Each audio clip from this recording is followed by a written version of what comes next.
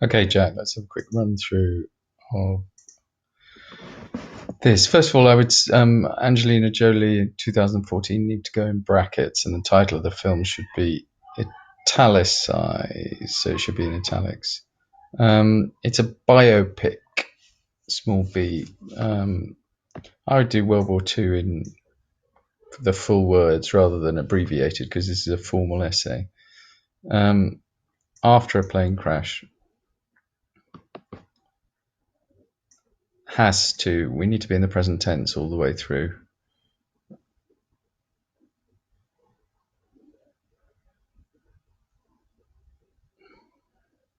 Are we introducing the character? Have we not seen this character before?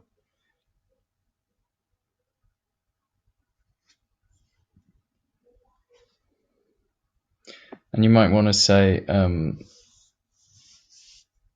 he becomes the antagonist, the opposite to the protagonist, the one who causes Zamperini problems.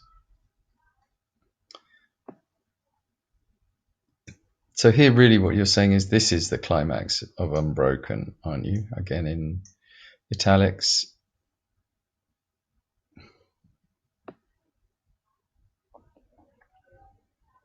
I'll just say him rather than the hero.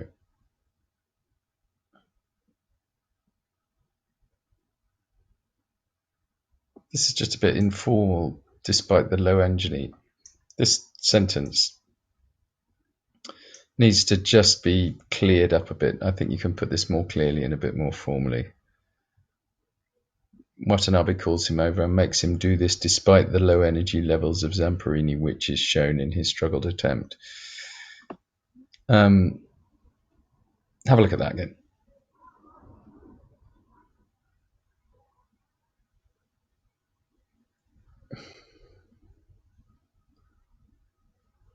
Here I think you mean pronounced, an even more pronounced effect on.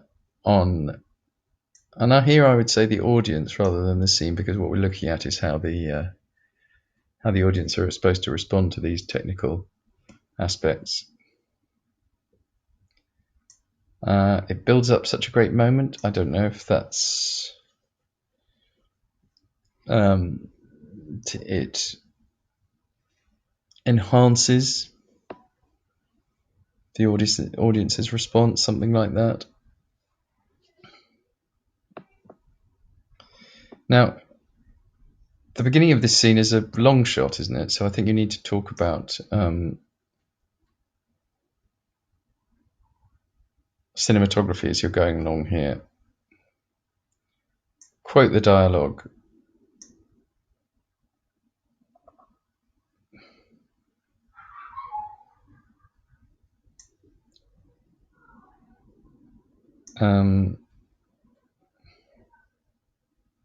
I don't know, we call it beating, maybe.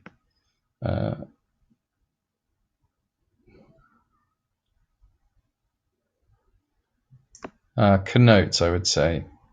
I'm not sure amazing thing happening connotes that something transcendent is happening.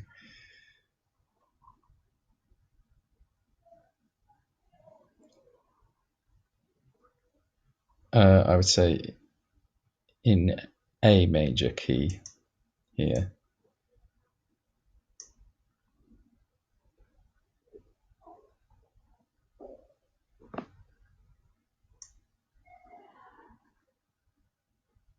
Yeah, beating again, not beat down. That's fine. Uses a range of different camera angles.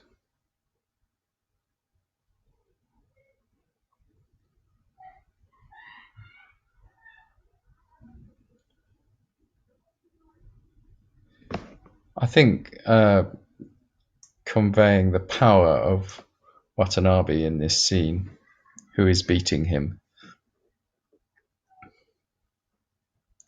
Yeah, I think it puts the audience in a position where they can feel his suffering, I agree. And creates a sense of empathy.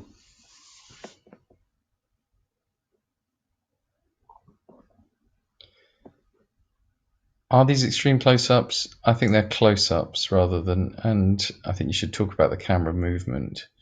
So the camera tracks along the faces of the other soldiers rather than lots of characters.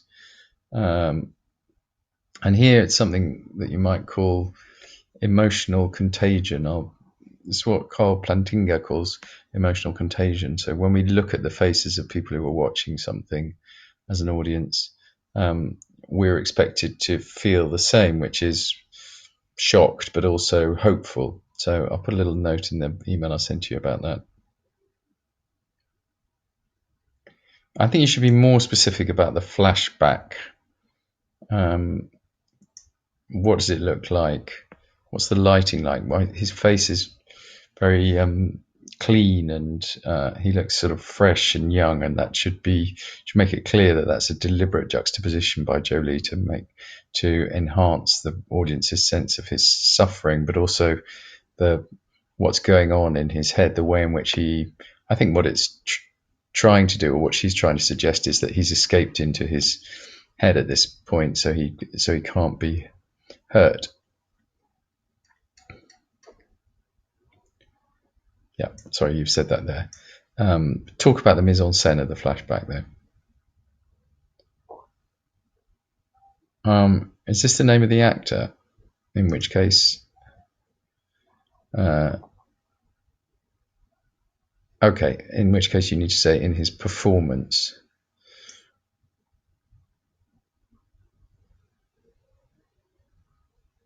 And if you're saying Jack O'Connell, you need to put Zamperini in brackets afterwards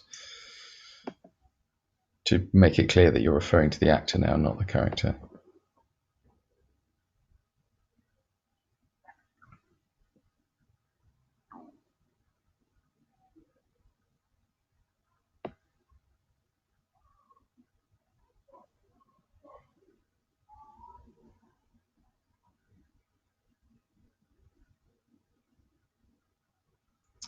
Yep.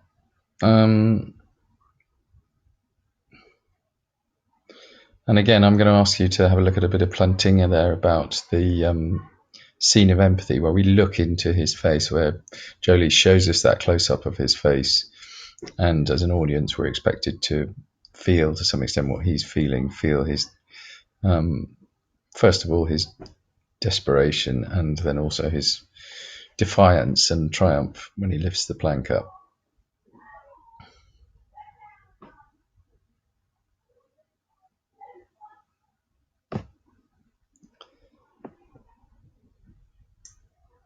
Yeah, I think you mean the surroundings, the dusty, dry, drab surroundings.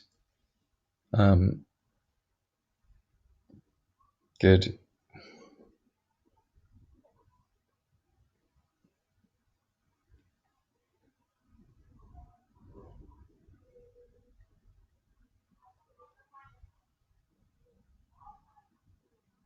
Off. I don't think you need to say off of. You just say off, like that, off their faces. They are being made to do.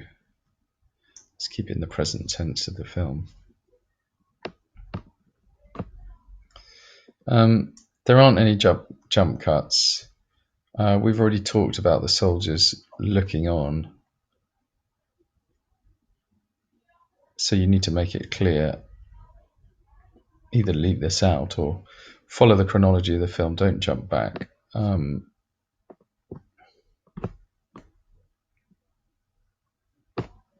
Yeah, here I would say the pace of the editing.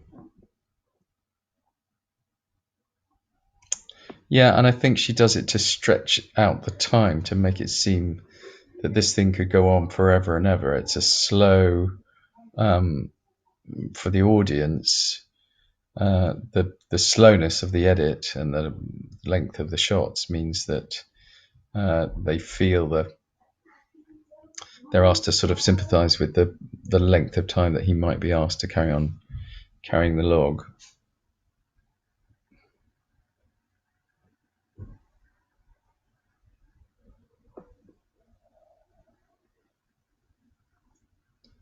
Yeah, don't say one of the most effective mise en scène pieces. I'm going to stop and go into the next one now. Hang on a sec.